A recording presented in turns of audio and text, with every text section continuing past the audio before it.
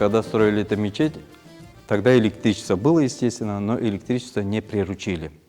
Не было микрофонов, не было усилителей, и надо было что-то делать, чтобы голос в помещении распространялся равномерно. И тогда в стены этой мечети горизонтальным образом были вмонтированы кувшины, обыкновенные глиняные гончарные кувшины. Их называют резонаторы, голосники, и чтобы голос распространялся в помещении красиво, равномерно.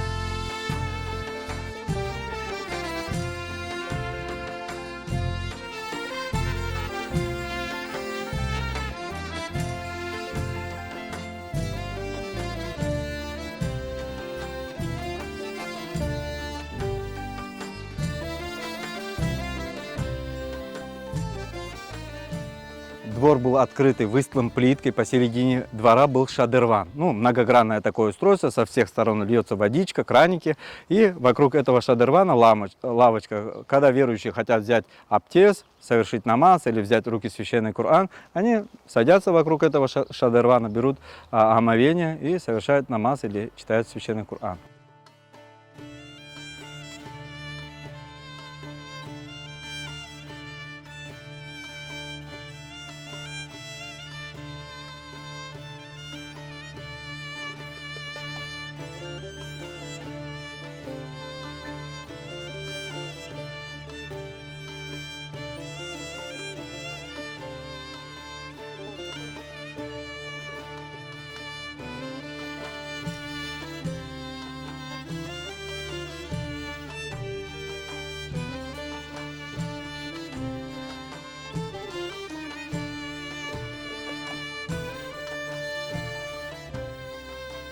Нашими местными мастерами, Аллах разы болсын олардан, отреставрировано михраб, сделан минбер, также сделан был мафиль, верхний этаж для женщин. Проводили работу и сделали нам люстры вот эти красивые. Здесь сделала команда, машаллах, джемаат, усталарнен берабер.